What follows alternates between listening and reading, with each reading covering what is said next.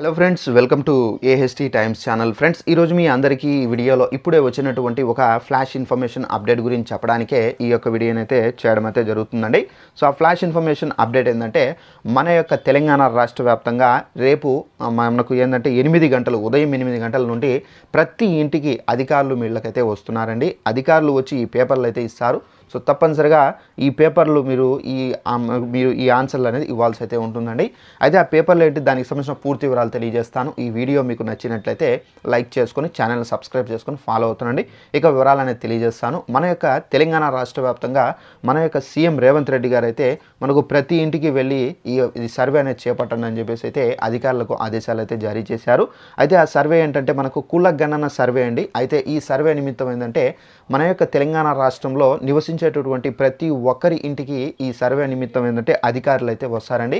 అధికారులు వచ్చి మీకు ఎలాంటి క్వశ్చన్లు అడుగుతారు ఏంటి అని చెప్పేసి చూసుకున్నట్లయితే మనకు ఈ కులగణన సర్వేకి సంబంధించి ప్రతి ఒక్కరి దగ్గర వెళ్ళి వివరాలు అనేది సేకరించాలని చెప్పేసి మన యొక్క తెలంగాణ రాష్ట్ర ప్రభుత్వం క్యాబినెట్లో అయితే భేటీ అయ్యి ఈ సర్వేకి సంబంధించి అయితే గ్రీన్ సిగ్నల్ అయితే ఇచ్చారు. అయితే దీనికి సంబంధించి మీకు ఎలాంటి వివరాలు అడుగుతారంటే, మీ ఇంటికి వస్తారండి అధికారులు. సో మనకు ఏంటంటే అంగన్వాడీ ఉద్యోగులు ఉన్నా రావచ్చు, లేదంటే కనుక మనకి ఏంటంటే నార్మల్గా టీచర్స్ ఎవరైతే ఉన్నారో వాళ్ళు కూడా మీ ఇంటికి రావచ్చు, ఎవరో ఒకరు వస్తారు.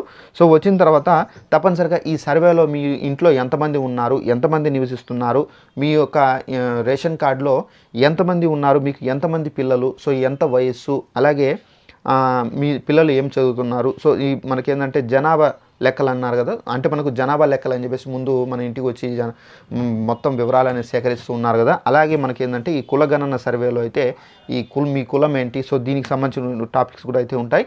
సో ఇప్పటి వరకు తెలంగాణ ప్రభుత్వం ఇంటింటికి వెళ్ళి సేకరించినటువంటి వివరాలు కూడా విడుదల చేశారు. సర్వేలో పాల్గొన్న జనాభా 3.54 crores అయితే ఉంది. సో 96.9% అయితే ఈ సర్వే అనేది చేపట్టారండి.